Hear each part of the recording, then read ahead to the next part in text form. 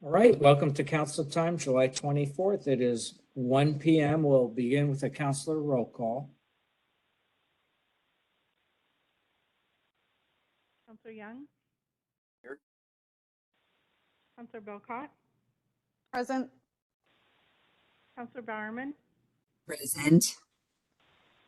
Chair Medvigi? Present. And Councilor Marshall? Here.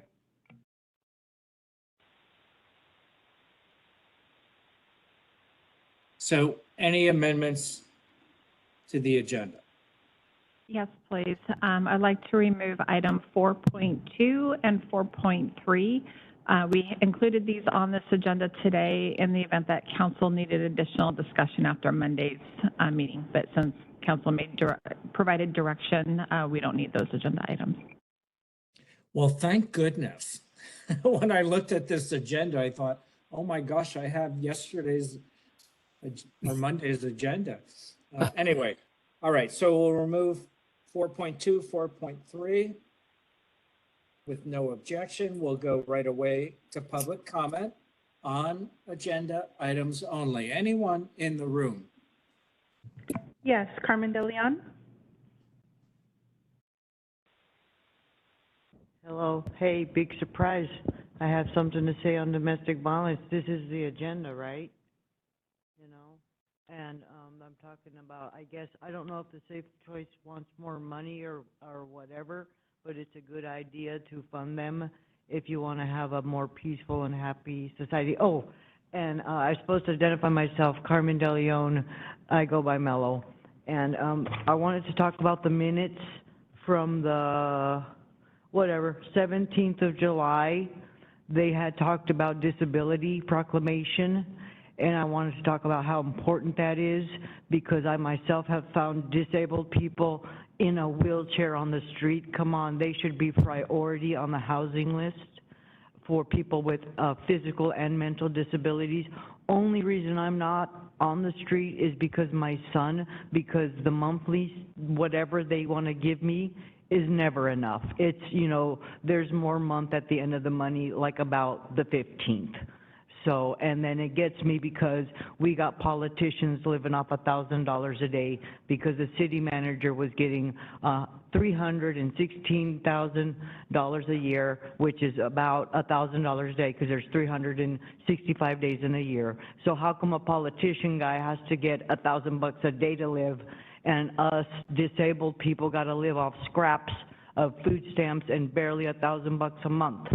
You know, so the people with disabilities, not only do we have physical pain and ailments, we can't even go make the money without being punished. And like we talked about in the other meetings, we're getting priced right out of our homes. It's an assault on the poor and the disabled.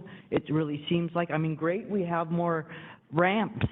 But what about the deaf who don't hear a siren coming down the road? What about, you know, flashing lights to make it safe for them when they drive instead of, you know, because we know they can't hear a siren and a policeman. You know, there's other kinds of disability than just the people in the wheelchairs.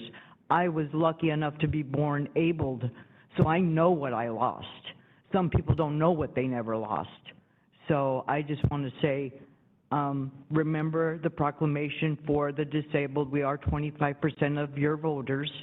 And for the YWCA, if you want a peaceful society, you have to invest in the mothers and the children who are traumatized and re-traumatized even by the COVID. The whole nation was traumatized. The whole world was traumatized. And to me, we should have punished the Chinese for bringing it on. But whatever, you know, to me, boycott China. But anyways, I'm just saying, thank God for your health. And you're blessed just to be here today. Just like me. Is there anyone else in the room to have a public comment? There's not, but we do have one online. Chair Medvigi? Please, go ahead online. Caller, you've been unmuted. Please state your name for the record and go ahead with your comment. Thank you. I'll introduce myself by stating that my First Amendment rights are usually taken away, but this is Kimberly Goheen Elvin, patriot and life citizen, MAGA and hillbilly elite member of the citizens of Clark County, Washington, USA. And I want to add that I'll be speaking on July 17th minutes.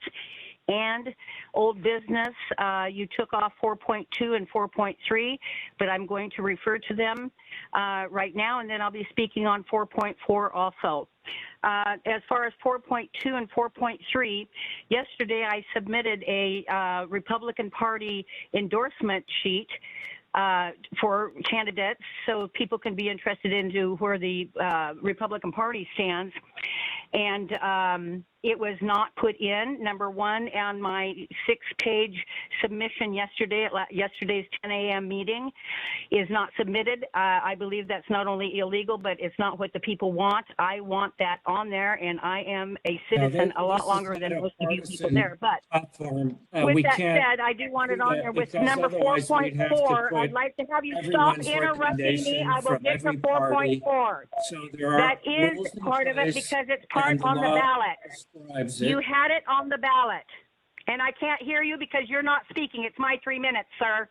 Yeah, it's but my you're not 3 going to minutes. violate our rules. You The can't. number for the 4.4 Republican on your Party or any other ARPA party. funding If request you want to for spend 3 minutes 24-25. arguing, you can do Your that, but I summary, ask your that you sheriff's follow office, our your rules. internal The services, rules are district fair. court, If all you have of an those people agenda have item received you'd like to hard-earned tax speak on, dollars. go You've ahead. already spent You them, have and now you time. want levies to have the people repay You have an that you agenda guys, item because you'd you like to actually mismanaged our comment on? money, and you are big government, and you're a tyrant. And you Okay, are go ahead illegal and as hell, sir. meet the caller, please. She Leave the just office is. now and take Medicine Man Go Melnick ahead with and you. mute Now the caller, leave. please. You are done. Thank you. Okay, Please I think mute we the should just caller. mute everybody at this time. Chair Mevaji, it's up So to you. I know the caller was trying to speak on ARPA, which is on today's agenda 4.4. If you would like to give her additional time or not, that's up to you. Okay, if I'm not going to listen to ranting, nor partisan politics. They're not appropriate for this public comment. So I'm sorry. We'll move on. Is there another speaker who would like to speak? There's nobody else. Okay. So that concludes public comment. We'll go to old business minutes from July 17th. I move approval of the minutes. Second. Any further discussion? All those in favor, please say aye. Aye. Aye. Aye. Any opposed? Okay, hearing none, the motion carries. 4.4, the ARPA presentation, old business.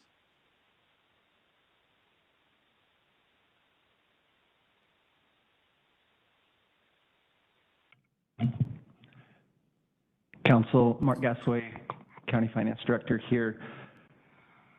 Just a brief overview quickly. The Auditor's Office was tasked with the administration of the ARPA grant when it was received a few years ago. And just recently this spring, we went through and did a reevaluation of the projects to see if there was any funding available. And we did find that there was some unassigned funds available, about it's right there, $1.16 million that we have that's unassigned. Our process is to accept requests from departments or individuals, depending on what the council has directed us. And then we evaluate those for eligibility under the requirements, under the ARPA requirements, and then present those to council for your direction. So today we have some requests that have been made, and I believe, and if council has already received these and had a chance to look at those, I'm not going to spend a lot of time on those. I might just do a high-level overview of what the requests are, if council would like that. Chair, I'll leave it up to your direction. Would you like just a high-level overview of what the current requests are, because it's really council's opportunity to to deliberate on these requests, so. Well, I think that would be helpful. Does everyone Okay. else, would everyone else like to see what's in each of these dollar categories? Okay, I see Yes, Karen. I think that would be good for the public. Okay, Okay. so I'll just perfect. go over them briefly. If you have detailed questions or in-depth questions you would like, we've invited all of the requesters to be available to answer those, because again, we're accumulating these requests. We're not, and I have read the staff reports just so I'm familiar with them. However, the departments really are here if you have more questions about those, okay? So I'm just going to go through these briefly. Excuse me. The first one is from the Clark County Sheriff's Office, requesting approval $50,000 for overtime for patrol shifts for July, August, and September, and that's primarily to help cover its what's called the event season, when there are significant special events around the county, the fair, Washougal Motocross, the amphitheater, things like that. And so this is really to help supplement those, or the overtime needed to help staff those events. So the next one is the Internal Service Department requesting $60,000 for contract and lease software. There is also a ongoing need associated with that if the software is purchased, and that would fall to the general fund, and apparently that's about $20,000 a year. So the next one is District Court. It's a one-time request to replace the Polycom devices that are in the jail booths. I believe they were purchased several years ago, and that's one of the main tools that they're using to help with their video conferencing efforts. The next request is related to the signing bonus program with the Sheriff's Office and the jail services. The program was initially allocated $400,000, and this request is to fund the balance of that program.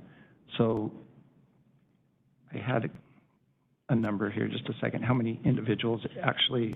There's 53 individuals who have qualified and are receiving signing bonuses. So it's been very successful, I guess. And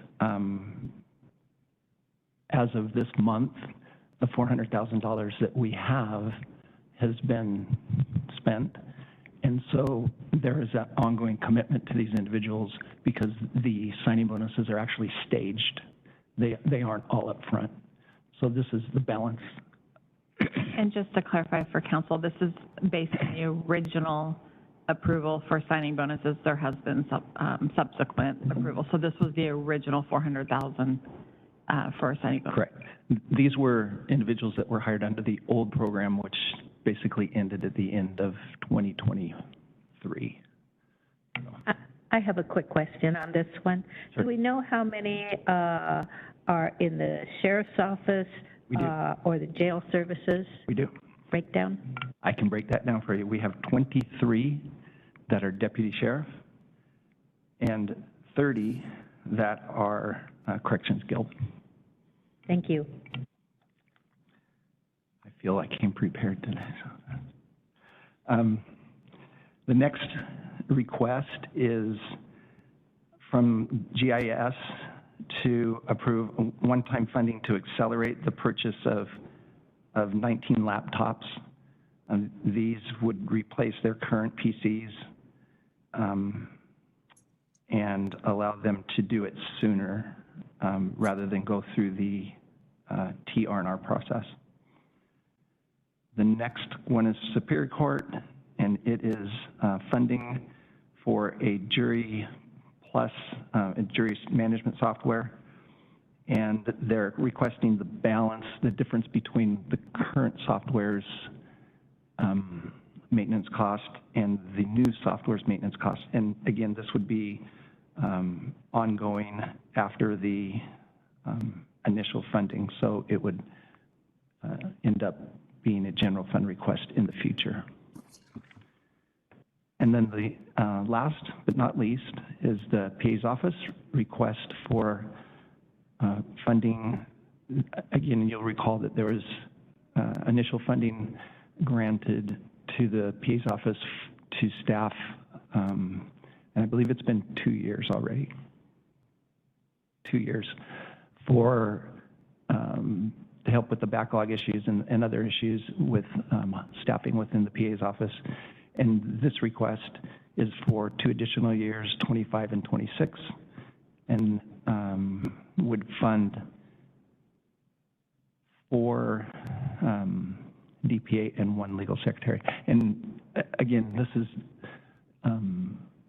less than the initial request was. The initial request, I believe, funded up to 11 total.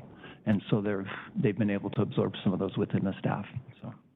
So those are the current requests. The total of those requests is 1.9 million, 1.937, and the amount available is 1.16 million. So you can't fund all of it.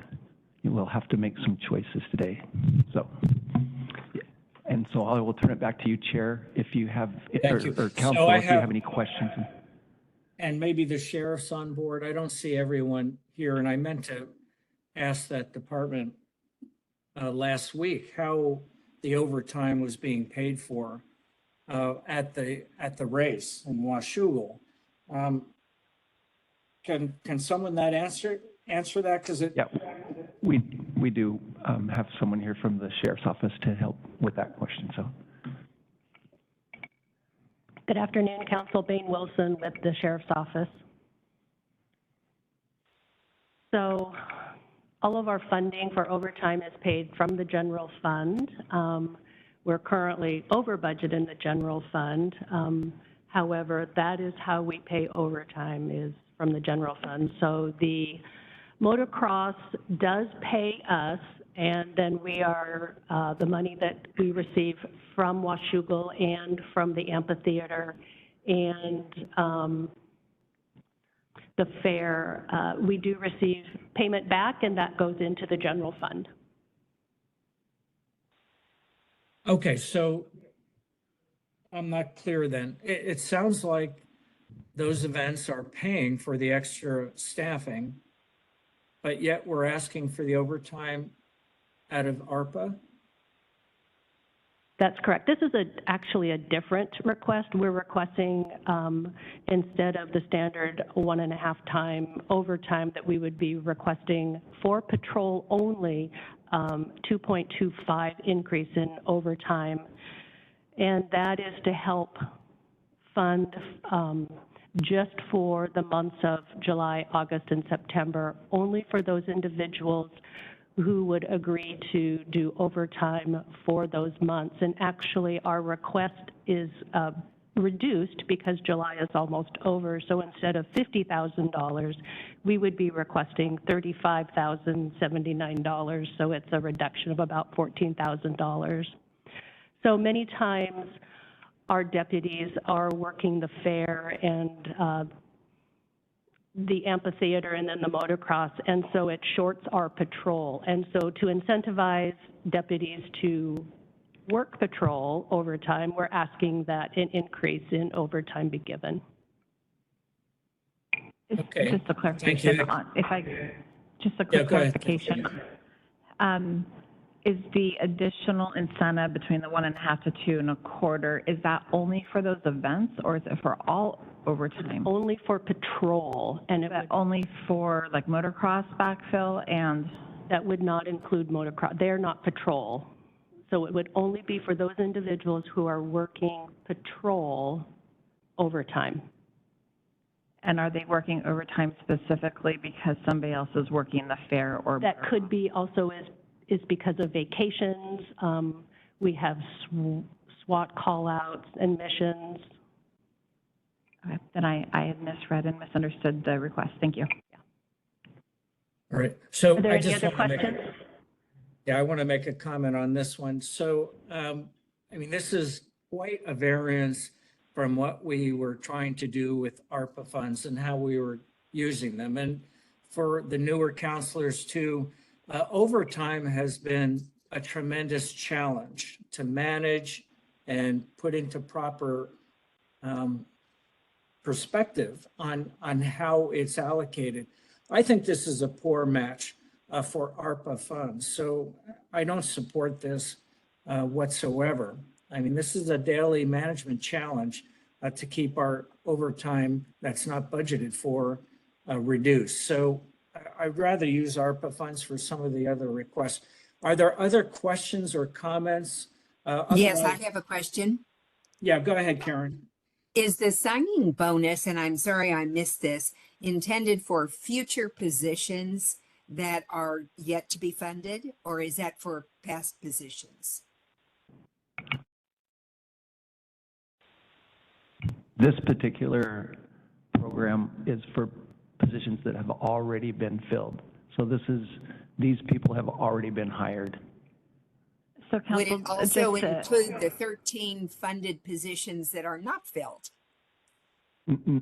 No, that's, well, I think there's two pieces to this. First, the first approval council gave us $400,000 through the end of 2023 for signing bonuses. We went over that 400,000, which is what's before you today. So we didn't track it. So we're over by that amount that's in front of you. Council has also already approved additional signing bonuses for current vacancies.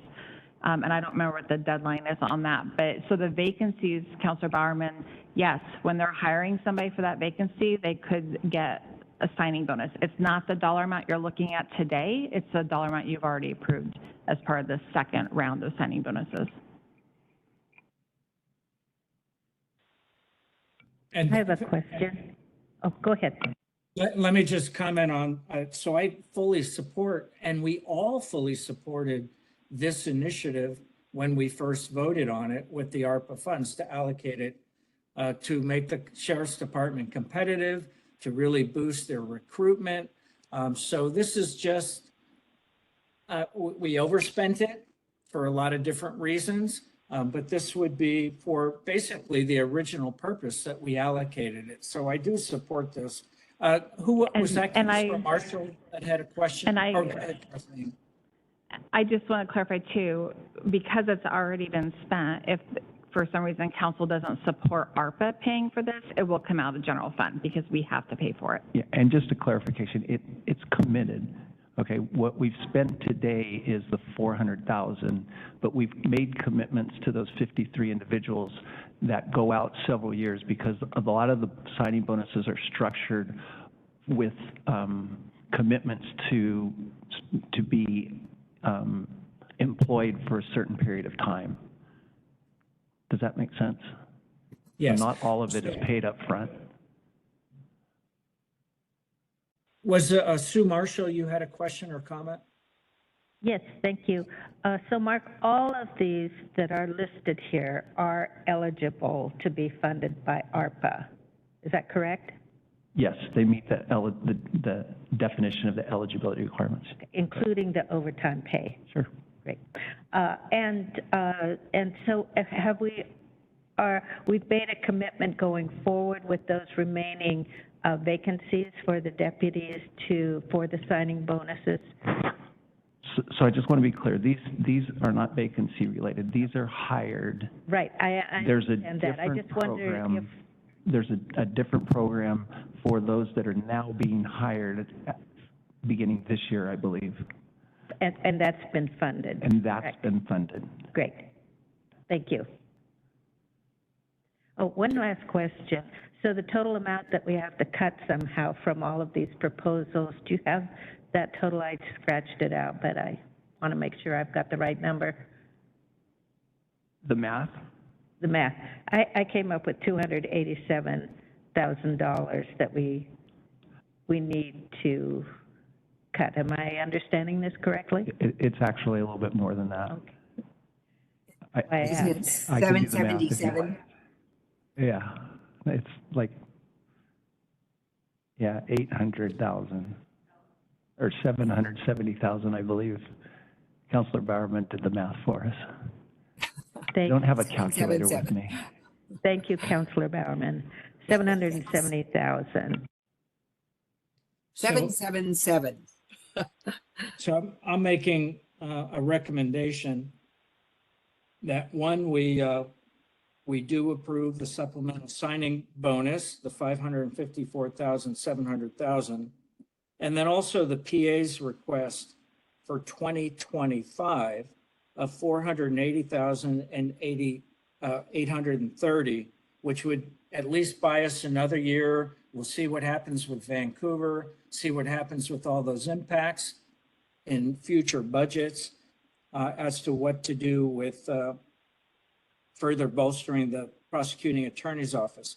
That comes out to 1,035,530, which still gives us 125,000 to spend or to allocate. So that's just what I'm thinking, having seen this list. Which is the PA's item that you're referring to? It's case backlog staff payroll, you know, those Oh, okay. positions that we originally filled with ARPA funds for a project period. He's asking for additional 2025 and 2026. What I was proposing was just 2025, which is I see. I didn't see the 480 there. Thank you. That's good. further questions, comments, discussion? Yeah, were we going to go through the remainder of the items? Because we kind of jumped from the overtime issue to the signing bonus, and we skipped a couple. Do we intend to continue going through the list? I did have some questions on the overtime issue. No, go ahead, Glenn, if you've got questions. I thought we did hear an overview on each of the, a strategic overview of each of the issues, but ask your questions. So I was trying to understand a little bit more about the 1.5 to 2 1/4. I'm not quite following when it's 1.5 and when it's 2 1/4. This is Bane Wilson again with the Sheriff's Office. So it would only be for those deputies who are working overtime on patrol, and it would only be for the months of August and September, which those tend to be our heavy months of overtime, and many of them, like I said, will work the fair and the amphitheater. And so it leaves our patrol deputies short. And so to incentivize individuals to work patrol, we're asking for that increase. Okay, so that leads me then to my second question, which is when we have these agreements with the fair and such, are we billing at 2 1/4 time for, for the help that we provide there? No, and those would not be eligible for the 2.25 overtime. They would receive just the basic 1.5 overtime. So we bill for 1.5. Okay, so but we're not billing 1.0 though. Did you say 1.0? Yeah, like I mean, in our contract, in our agreement, we're not billing just regular time. Correct. We're billing overtime. Okay. All right. That answers that. I would like to potentially go through the other items a little bit if possible.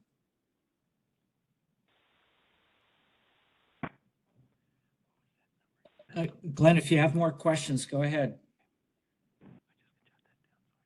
I don't have any at the moment.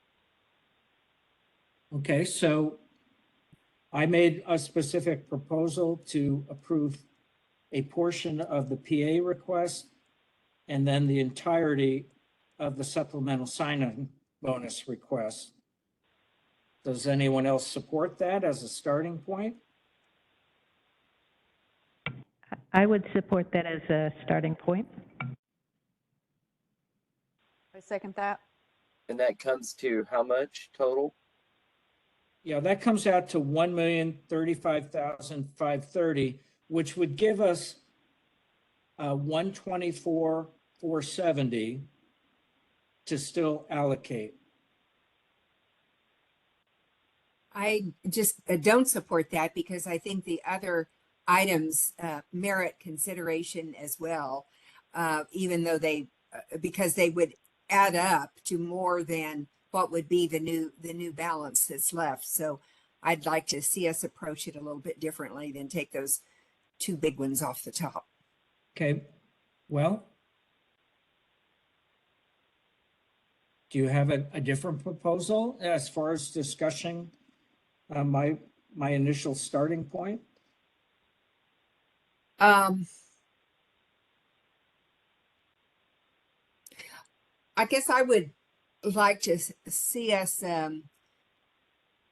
do all of them down to the PA's office and to take it at what would it be, 110,000.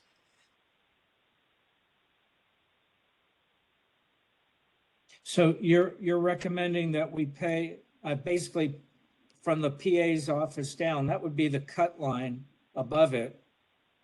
And did you already do the math on, I mean, I guess you just take out the 980 from that. Yeah, 980 minus the 777 is what I was doing there.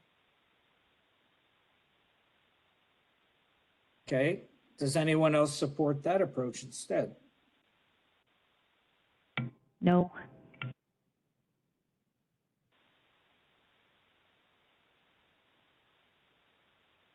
Okay, what I'd like to do then is to make some forward progress. I did hear at least a couple say they were interested in supporting the supplemental signing bonus and the 2025 year request for the PA's office, totaling 1,035,530.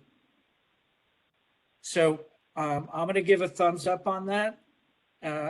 Any other thumbs up? Yep. Okay, so we have three thumbs. I agree with that. Okay, 4 thumbs up. So that leaves us. So that's, Kathleen, is that all you need for at least that starting point? That leaves us 124,470. What else would you like to allocate that money Sure. against? Yes, please. These are hard choices that we have to make. I think everything that is in here is really needed. I would say though that the overtime pay we should pay that. It's something that's going to have to be paid regardless. And I know that there's a lot of pressure on the general fund. I think we should just knock it off with the ARPA funds at this point. And then look at what is left after that and try to make a choice on probably one of the remaining items. Okay, others that support, so that's the 50,000 item number 1 for the sheriff's office, correct? Correct. I believe that's less though. It's 35.7. Correct, it's 35 now. I would be supportive of that. Okay, you said 35, it's 35,000 now. My spreadsheet is incorrect. Well, even the one on the screen shows 50,000. So it's Bain updated that number when she was up here, Chair. okay, so 35,000 then. I heard 2 people in support. Any others? Of just the overtime pay? Is that what you're asking? Yes. And Yeah, which I was support that. okay, so there's 3 votes for that for 35,000. Councilor Barman for the clarification. I have one question for Kathleen. So just to verify the overtime pay, it would get paid regardless, correct? We're just determining that this is with ARPA versus general. The, overtime at time and a half will be paid regardless if they're working overtime. This is the sheriff's office wanting to increase that time and a half to 2.25. Okay, thank you, Kathleen. Okay, so we did have 3 votes for that, so that passes as well. And Mark, I'm surprised you don't have your calculator with you, but mine shows that we still have 89,470 to allocate. Does that sound about right? Sounds close, yes. I have a question related to the jail boost Polycom replacement. Is there a way to maybe do less of that, but still support that, that program? I think district court's online, Mark, if they want to weigh in. Yep. Good afternoon, Council. Yes, this is Brian Farrell with Clark County District Court.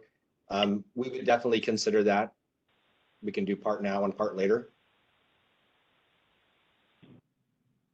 Thank you. Well, I would support doing part now, which would make up whatever the balance is. So the balance I'm showing is 89,470 to allocate.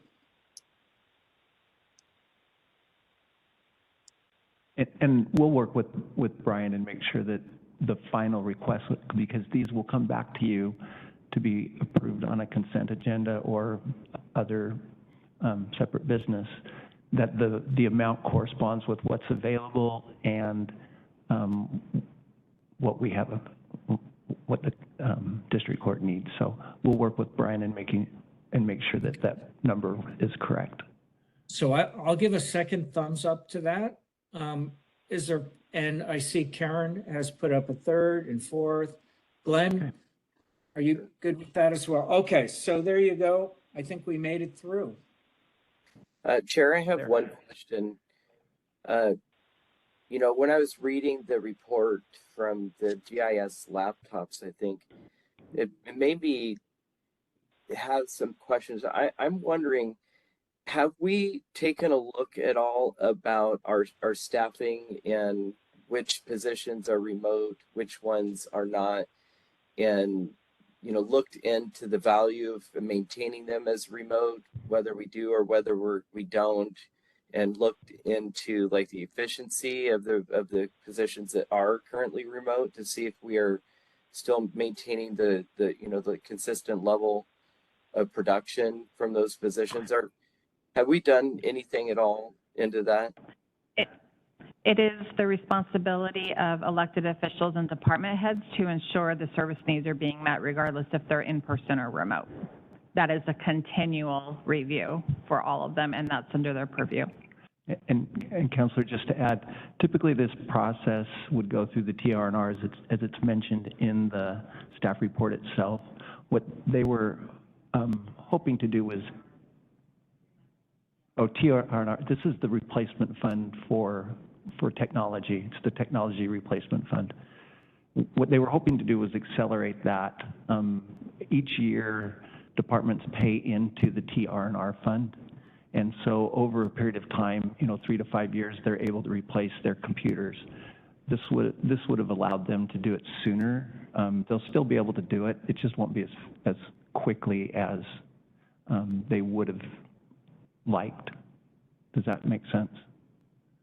Yeah, it does. And it wasn't so much specific to this request. It was just some of the verbiage in it just kind of made me think about that. You know, what are the impacts of people working remote? You know, I know for me, there are times that remote works great for me, and there are times that it doesn't work so great with 4 distractions running around my house. So I was just curious if we have done, you know, any due diligence to try to understand, you know, how many of our employees are working remote and whether that's ending in a good positive outcome, because I know there's pros and cons, a lot more than just the production level and such. So just curious if all great points. I would It's encourage you to work with the county manager and the executive branch on all of that analysis. But I think we're done with 4.4 and ready to move on to 5.1, the Auditor's Office Annual Report. Thank you, and I'm just going to stay right here and invite Mitchell Kelly, our reporting and analysis manager. Now, this agenda item really is kind of mislabeled because these are actually the Clark County's annual reports. The auditor's office prepares those on behalf of the county, so I just want to make that clear. These are your financial reports, not the auditor's office. So I'm going to turn the time over to Mitchell, and he's going to introduce the reports, and then I'll jump in back and forth with some commentary. And please, counselors, as you have questions, this is a council time, and, you know, we're meant to have discussion on this, so please jump in. Thank you. Yes, Mitchell Kelly, Reporting and Analysis Manager in the Auditor's Office. I'm pleased to present the 2023 Annual Comprehensive Financial Report for Clark County. And this document we have printed for anybody who would like a copy. It is also electronically available on our website. But if anybody has any questions about anything that we talk about, we can give you a more detailed analysis. We're not going to go, this document is over 200 pages. We're not going to go in detail of the first document. We have to comply with generally accepted accounting principles and also government accounting standards as we prepare this financial report. So a lot of the detail is technical and required, but we wanted to present this to you. As we have the document, let's go to first a couple pages in. There's an introductory letter to this report. Right there, yes, thank you. As noted at the top of this document, this report is presented to the citizens of Clark County and also to the council.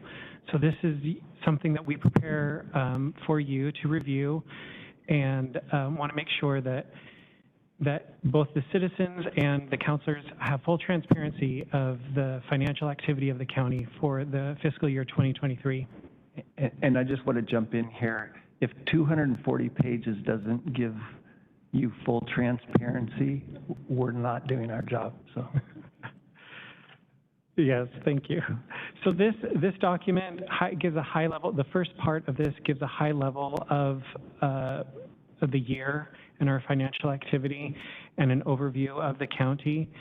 Going on to page 7, I believe, is part of what we do at Clark County is we submit every year to receive an award.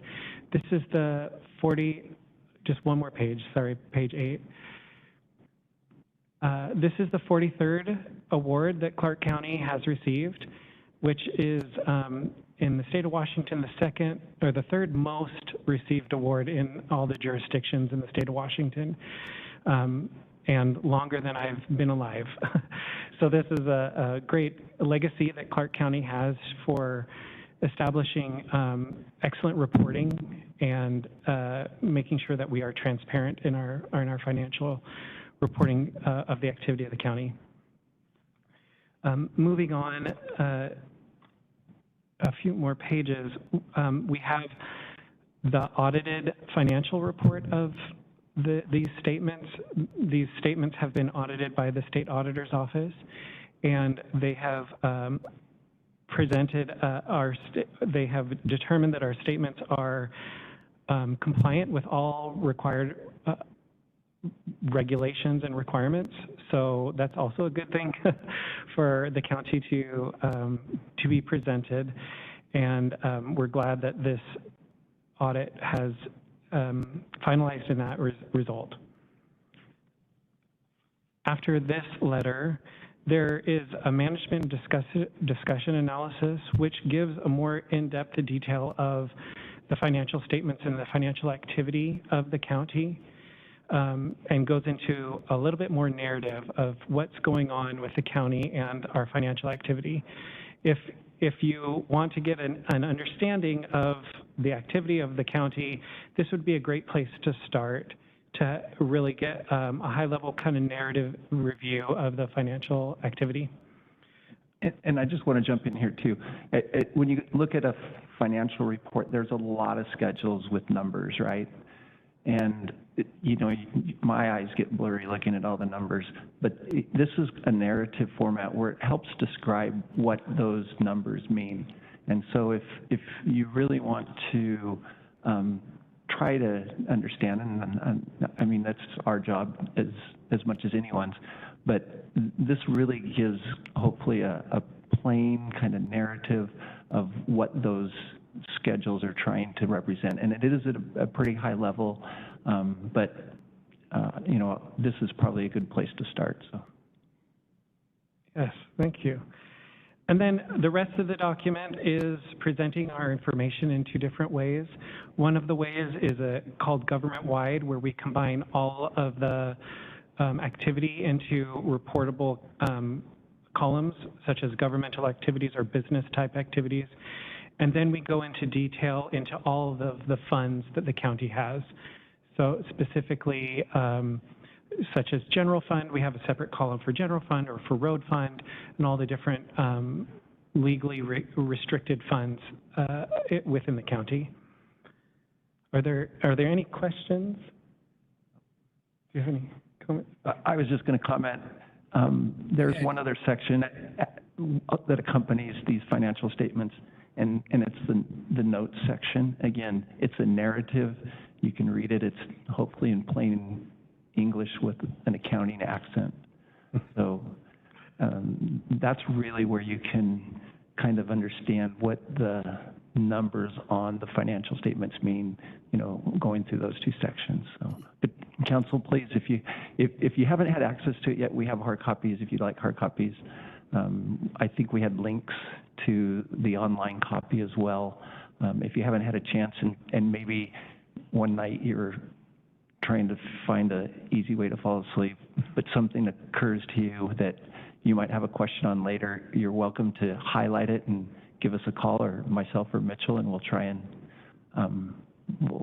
help walk you through that. So I see Chair Medjugorje has his right in front of him, so he's about ready to doze off. So I do have a question. Please, go ahead. Yeah. I'm just interested always, Mark knows this, in what are the totals of various topic areas that go across the funds, so that if we wanted to know, for example, how much money the county gives to affordable housing, or how much do we give to homelessness, which goes across various funds, is that summarized anywhere by topic? Yeah, so the requirements require us to report the financial activity based on expenditure type, and then the specific funds. A lot of that activity would have come through community services grants funds, and we have that reported in the document. That would be under natural and economic environment or social services. Those are the two where you would find that activity presented. If you wanted to get more information into those specifics, we'd be glad to detail that as requested. To kind of pull it out from, sometimes there's a little bit in general fund or a little bit all over the place, in addition to the grants that come in through community development. So yeah, we hate to ask you for those things, because I know it's a lot of work to pull it together if it isn't already. Yeah, and we're glad to present that information in a different way. We actually have another document I'd like to discuss that we have a little more opportunity to describe this type of activity, which is called the Popular Annual Financial Report. And that's another document that we have presented. This is in an effort to be more transparent and more accessible to the community, we've presented another report that's prescribed by GFOA, Government Finance Officers Association, that helps give more transparency and accessibility to the citizens who may not be as technical or just want to know information, don't want to fall asleep while they're reading the information. And this gives a different view of the county, and we have more flexibility about how we present this information. We do present on a few of the pages a high-level review of what the government-wide financial statements are, and then also the different types of revenue and different types of expenses that we have incurred throughout the county. But as you go through this document, you can see that we have presented various activities of the county. This is the statement of net position, which mirrors what is in the financial statements, but is more narrow and more focused on just kind of giving a high-level overview. If you can continue to the next page, we detail can you go down, scroll down to the next page? There we go. Yeah, we have all of the revenues by source, noting that property tax is our largest revenue. And these numbers match what is in the other document, the more comprehensive report. And so we have property taxes as our largest income. Operating grants for 2023 was also a significant amount, and then sales tax and so forth. And then down below in the expenses, we have expenses by function, which is the prescribed method for us to describe, such as general government, which is the general services that we provide. Public safety primarily is the jail and the sheriff's office. Social services, Department of Community Services, and health and Public Health Department. Transportation is the road fund, and so forth. So those are these numbers align with what is in the financial statement, the comprehensive financial report, but in a more accessible and more understandable manner. And then the next page, we talk about the general fund. And you can see that the unassigned fund balance has been a consistent level in compliance with our fund balance policy for general fund, which is a great thing for the council to recognize that we've been able to maintain the general fund balance at a consistent level. Moving forward, we have one of the parts I think is the most interesting about how your property tax dollars are actually distributed. If you scroll down to this dollar and how it's separated out. So the county receives all property taxes and then distributes it amongst the different jurisdictions.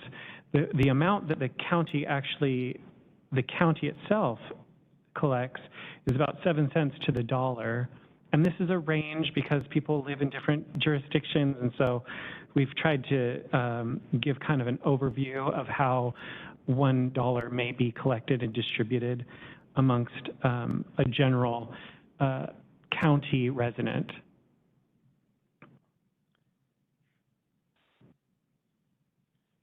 Moving on to the next page, this is where we are able to describe more of the different initiatives, and such as Councilor Bowerman, if that's something that you'd like, we could definitely add to this report to describe how affordable housing is being addressed in the county. That's definitely something we could do. This document is for the councilors and for the citizens and the community of Clark County, and so we definitely want to make sure that the topics that are of interest to you are being described in this report. And I was just going to jump in here as well. The last few years, as we've produced this report, we've kind of added this section on the ARPA funding because it's been of pretty high interest, not only to council, but others. As this program winds down, expenditures will be winding down. We clearly don't have any more funds to allocate at this point. I would anticipate that interest is going to shift more to an area like our opioid fund. So it's likely next year as we start to receive the more of that opioid funding and spending it, we'll add a section, this will get smaller and that will get larger. So there's a lot of flexibility in what we report. So if council has particular interest, like Councilor Bowerman, you mentioned how much are we spending on affordable housing or a specific program, we would be happy to incorporate that into this report. So again, the numbers are in there, but getting it to the level of detail that is of interest is something that we can do. So. Mm-hmm. Yes, thanks. And to that end, we did add this section about public safety sales tax down below on this to just inform the public of how this public safety sales tax has been used and how much has been collected, and we anticipate continuing that if that's of interest to the council and to the public.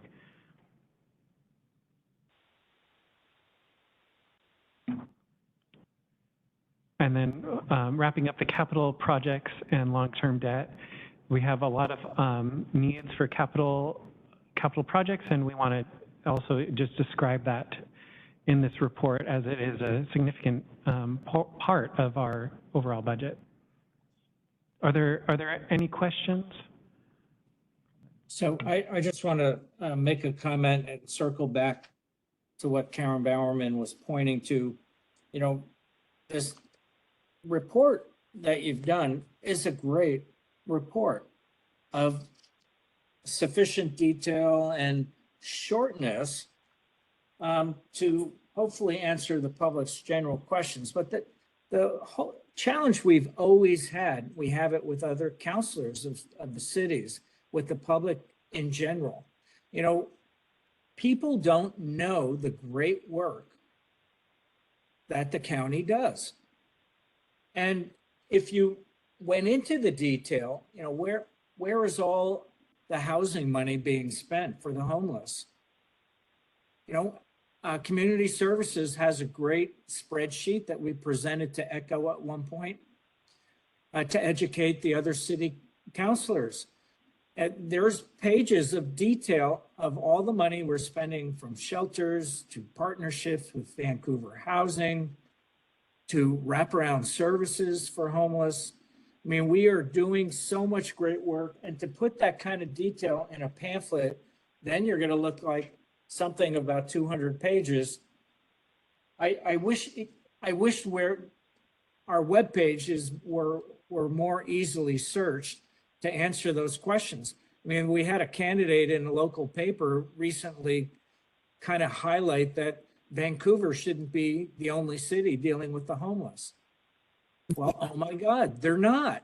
We have the Homeless Action Plan, and we're funding $10 to $15 million a year to address homelessness. So, I mean, we do the best we can. I really appreciate all the work that went into this smaller pamphlet. I think you hit on all cylinders. You highlighted really important things, especially the ARPA and the public safety sales tax expenditures. Those are timely, and the public wants to know about that.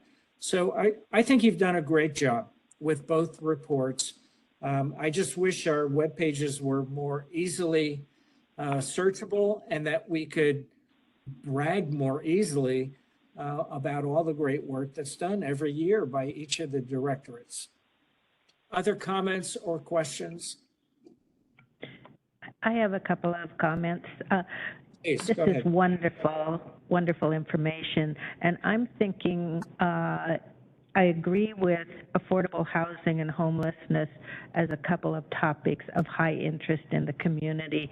And there's a lot of detail to what we're doing in those arenas, but as the model that you're presenting to simplify that in pie charts and different ways of describing it would be really helpful. And I go to neighborhood association meetings in my district, and I think next week there's one in Amboy, and they aren't served by broadband so well. So having actual hard copies could be helpful.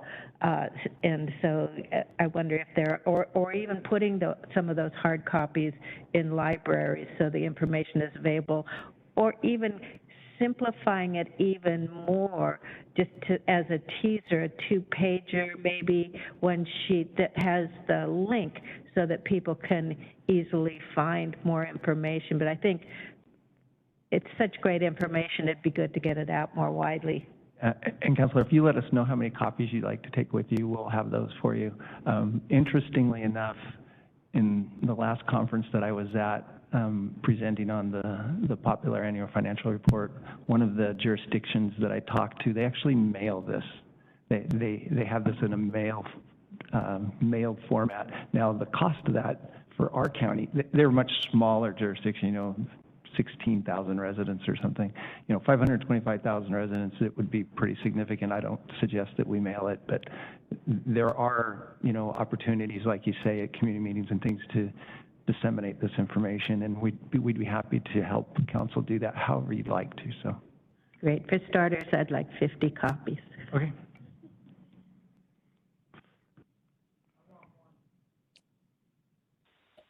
Any other comments or questions before we move on? We have one more report. Yeah. One more report, Chair. Oh, go ahead. Yeah. Oh, I'm sorry. Okay, and Glenn, I saw you unmute. Did you have a question or comment? Yeah, I was just curious, you know, we talk about this. What would it take to get something like this into the envelopes with tax assessments? Is that a feasibility? I don't know if we, maybe if we could summarize it on a one page, like we're going to do our quarterly in a minute here. I don't know what the cost of that would be. I do know the auditor's office runs elections, and those ballots are really expensive. So again, I'm not suggesting that. I don't think we have the budget right now to implement something, but we'll find out. We'll find out what it takes. When we're already sending something out. Yeah. I know at my house I get this like quarterly glossy, you know, 6-page newspaper from Metro, and I don't even know why, but for some reason Metro sends it. It must be their mail costs must be horrendous. So if they're sending them over here, I don't know. All right, we just have one more, and we just want to take a few minutes and do the second quarter report for 2024. As you know, by the time we get the 2023 report compiled and audited, we're in July. And so it's historical at this point. So we want to try and make sure that council is getting current information. And so the second quarter ended in the end of June, so this is a little bit more current. And there's just a few things. I hope you've all had a chance to look at this. It's only a 2-page summary of our operations for this year. And I'm just going to summarize it very quickly. The first section with the revenue, amazingly enough, our revenue so far for the year is right on target. You know, we budget, you know, property tax about 2.5%. And sales tax at 4.2%, and that's where we're at right now through the year. So for those two major revenue streams, we're doing quite well. And as I've mentioned in other meetings previously, we continue to look at those revenues. Those are the two major revenues in the general fund, but we continue to look at all of the revenues. And at times we'll be making adjustments to those different revenues, and Emily will come back to you with what some of those adjustments are. So if you go down, just scroll down to the next section, it's the general fund expenses. And I did want to point out here that if you look at, this is remaining budget. So typically we'd be at about 50% with our remaining budget for the year, and we're actually over that this year. Looking at how expenses are coming in the past, we've been able to anticipate savings from expenses or salary, you know, budgeted salaries and expenses that we just didn't have filled or we just didn't spend. This year, it's tracking to be much tighter than typical. So our budget and our actuals are going to be very close by the end of the year. Now, there is some reason why it's showing that we're a little overspent for the first half, and that's because we had some budget payroll items in contingency. And if you add those back, we're probably closer to the 50%. But I just want council to know that within the general fund, it's going to be tight. It's a tight year, and I don't anticipate having a lot of money fall to fund balance at the end of the year like we've been accustomed to. So scroll down to the next one. We've added a section on public safety sales tax.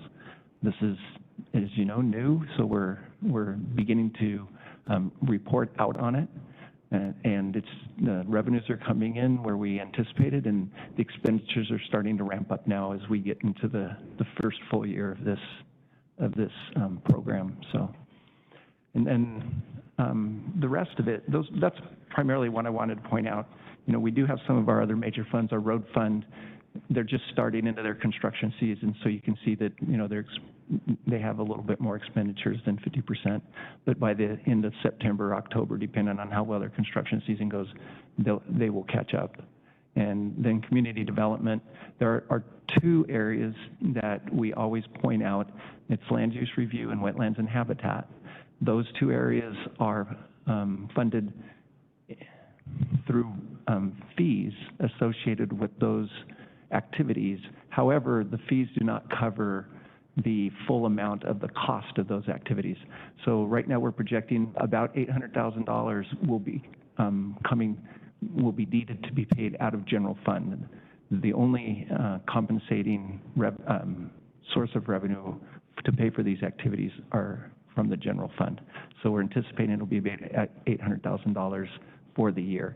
And I know that there's they're looking at how those, you know, fees are handled in those two areas to see if we can get those closer to what the actual costs of those activities are. So, and then the last one, and we've talked a lot today about ARPA, and this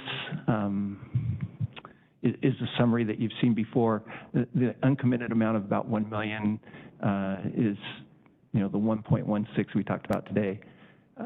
It's just, this was a little bit different timing, so it's not quite the same, but these are the same programs that you've approved already, and the next time you see this, we'll update those for the final commitments that were made today. So, any questions on the quarterly, particularly about general fund or the comments that I've made regarding, you know, revenues and expenses? We can go into, you know, the detail of other funds too. This is usually what we try to communicate each quarter so that you're not, you know, right now we're going to be entering budget season. It's a consistent message. Here's where we're at for the year. Here's what we anticipate going to the budget season, preparing for our 2025 budget. So, Council, Chair, questions, comments? Go ahead. Any? Okay, well, thank you very much for the quarterly report and the other presentations. Great work. Councilor reports, item 6. Any councilor reports? How about work session requests? None today. Jordan, policy update? Good afternoon, councilors. For the record, Jordan Bogie, Senior Policy Analyst. I have 2 items for you today for consideration. They are both letters. The first is a letter of assurance following up on council's approval of the creation of the Clark County Accessible Communities Advisory Committee. The next step in putting this together is sending a letter to the Governor's Committee on Disability Issues and Employment, letting them know that we are in the process of establishing an active ACAC, letting them know the activities that we plan to have them working on, which are all part of statute and the program. And then the second page is listing the organizing members. So these are the folks who helped Councilor Bowerman and myself put together some of the language for the committee. And so these are the folks, and the state has some prescriptions around the qualifications for these folks. And so that is that asking whether or not they are a county resident, whether or not they have a disability status, and then any other kind of relevant information, boards, commissions, volunteering activities that they have done that make them a good fit for this group and setting it together. And so today, we'd just be looking for council guidance, thumbs up, or any edits to this letter, but otherwise would just seek approval of the letter to move this forward and continue on with the process of creating the advisory committee. We are also in the process of actively recruiting for the CCAC as well. That press release has gone out. And so we're soliciting requests for new members, and I think early August 16th, I believe, is the deadline for applications for the board. We have my thumbs up, and I do have, I think I forwarded it to you, someone that was volunteering. Hopefully we're capturing those people that are on their own volunteering to join. And now you can invite them to submit an application as well, which we would do with the name that you suggested, but just to mention that because they do need to apply now. Yeah, I'll double check that I got that from you, Chair, and I'll make sure that they get their name in the list of folks that are volunteering. Super. Thumbs up So, for me. Okay. Jordan, I forgot to mention one thing. Be sure and put the attachment of the bylaws there. Thank you, Councilor. I'll make sure I add an attachment to the bylaws. Thanks. Glenn, Michelle, thumbs up. All right, looks universal. Thanks. What's the next update, Jordan? Next letter? Wonderful. Thank you, councilors. So the next one is also a letter. This just came in yesterday. So some folks from the Cowlitz tribe reached out to Ken Lader, who forwarded this request to me. So the Cowlitz tribe is in the process of applying for a grant that would enable the tribe to begin feasibility planning and design for a tribal cultural center. And so they are seeking the support of the council in that endeavor. So they just sent this to us yesterday, and the grant application is due Friday. So it is a little bit of a quick turnaround, but we got the letter put together. So if council approves, then be happy to send this letter along to them for their grant request.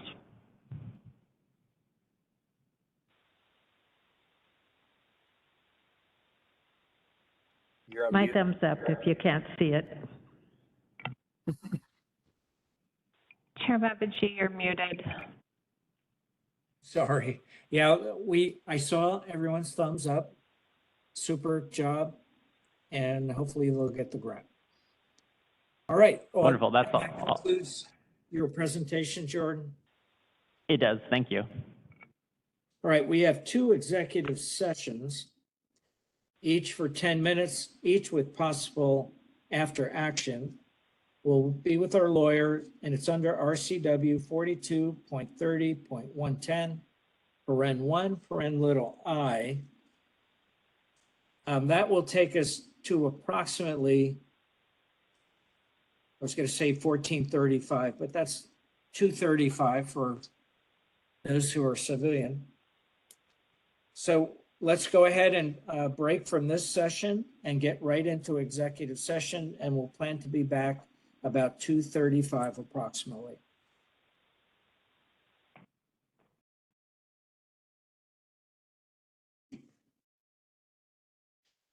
Okay, we'll return to council time. We've held our executive sessions with the lawyer, and there are some motions, I believe. Chair, I'd like to make a motion. Please. I move to approve the request for defense and indemnification of Clark County individually named defendants Adam Murray, Barbara Baskerville, Darcy Rourke, and Kathleen Otto in the case of Robert F. Anderson v. the Ethics Commission of Clark County et al., Clark County Superior Court case numbers 24-2-02205-06 and 24-2-02207-06 pursuant to Clark County Code 2.97.025. Is there a second? Second. Thank you. Further discussion? Hearing none, all those in favor, please say aye. Aye. Aye. Any opposed? Hearing none, the motion carries. And Karen Bowerman, do you have a motion? Yes, I do. I move for Clark County to join a lawsuit as a plaintiff against the Washington State Department of Children, Youth, and Families, seeking declaratory relief, an injunction and/or writ of mandamus, ordering DCYF to perform their statutory duty and comply with court orders relating to juvenile rehabilitation. Is there a second? Second. Second. Okay, I have a second. Any further discussion on this motion? Hearing none, all those in favor, please say aye. Aye. Aye. Any opposed? That motion also carries. Thank you, and I believe we stand adjourned. Have a good day.